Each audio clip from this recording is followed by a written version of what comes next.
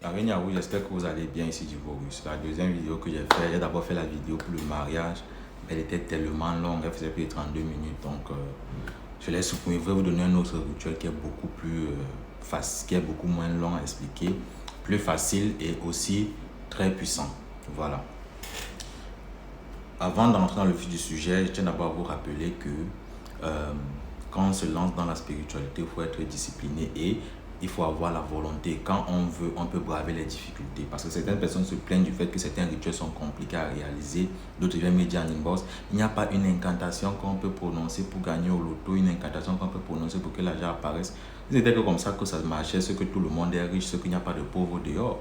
Ce que tous les maîtres spirituels sont des milliardaires. Ce que moi-même, je lis l'incantation, je gagne au loto. Donc, c'est un peu ça. Soyez aussi dans la logique. Et aussi, le maître spirituel est comme votre avocat. Donc, son rôle, c'est d'intercéder pour vous dans le monde spirituel. Donc, c'est comme l'avocat. L'avocat fait le plaidoyer pour vous, mais il n'est pas le décisionnaire. C'est pas lui qui décide. C'est le juge et les jurés qui décident de votre condamnation. Le maître spirituel est comme cet avocat-là qui fait des doléances pour vous, mais il n'a pas le dernier mot.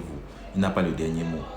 Et dans des cas échéants où c'est vous-même qui faites vos parties, vous devenez votre propre avocat dans cette chose-là et vous plaidez vous-même pour votre cause. Et pareil, vous n'avez pas le dernier mot. Donc ça, vous allez faire un même rituel avec un ami ou avec un frère. L'ami va avoir des succès, du résultat rapidement et vous pas. Parfois même, vous n'avez même pas de résultat. Donc c'est un peu ça, chaque personne est spéciale et les résultats peuvent varier selon les différentes personnes. Que ce soit dans la magie blanche, dans la magie noire ou même dans la haute magie. Voilà, c'était une parenthèse.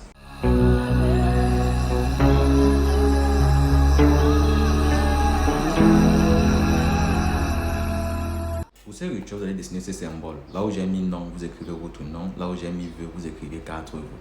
C'est le même rituel, c'est avec ce même symbole qu'on fait le mariage qu'on fait l'un des rituels pour le mariage avec les esprits des eaux. Une fois que vous avez fait ce symbole, vous allez chercher 4 parchemins, 4 papiers parchemins sur lesquels vous allez dessiner cela avec un stylo rouge. Une fois que vous avez fini de dessiner cela, vous allez prendre un peu de votre sang, vous allez mettre 3 gouttes de votre sang au centre, donc à côté de votre nom, vous allez mettre votre sang sur les différents papiers parchemins, donc sur les 4 papiers parchemins. Une fois que vous avez fait cela, vous allez prendre ensuite 4 caméléons vivants. Vous allez prendre un billet de banque. Vous prenez le papier parchemin, vous mettez là où il y a le symbole, vous posez le billet de banque. Ça doit être les billets de la même valeur qui doivent se terminer. Donc le chiffre, le matricule du billet doit se terminer par un chiffre impair. Vous posez le billet dans le papier parchemin, vous pliez tout ça ensemble, vous mettez dans la bouche du caméléon, du premier caméléon. Une fois que vous avez mis dans sa bouche, vous allez l'attacher avec un fil blanc. Donc vous l'attachez complètement avec un fil blanc. Vous recouvrez complètement le caméléon avec le fil blanc. Vous le posez dans un canard. Vous allez poser les 4 caméléons dans le canari. Vous allez les poser de telle sorte que les têtes se croisent. Donc ils font comme une croix dans le canari et les têtes se croisent.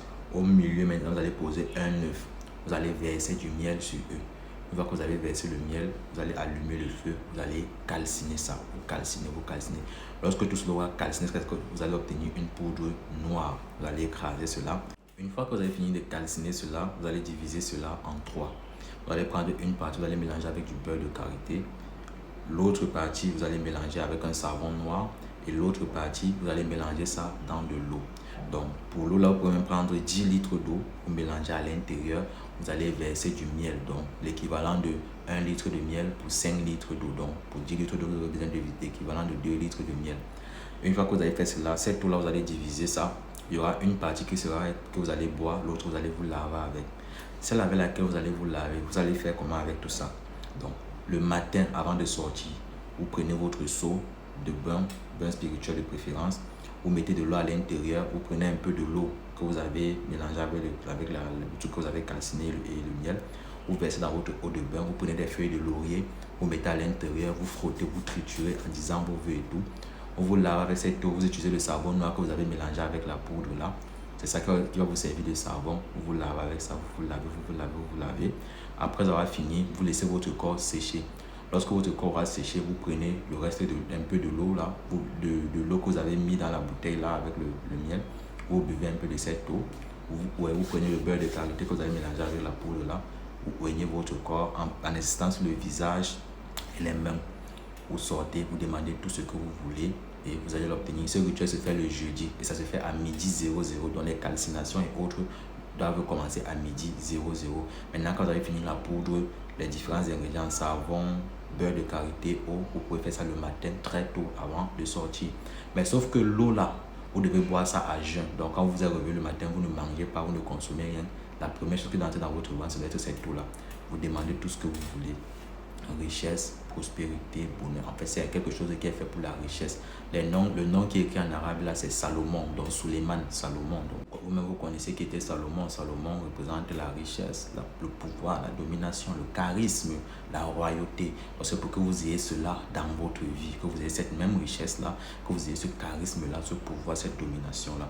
Vous allez faire ça comme ça. Plus vous allez consommer, plus vous allez utiliser ces produits là, plus vous allez voir comment les choses vont changer radicalement dans votre vie. Si bien évidemment les esprits acceptent, les divinités acceptent d'exaucer votre doléance. C'est très simple, peut-être long à expliquer, mais c'est très simple.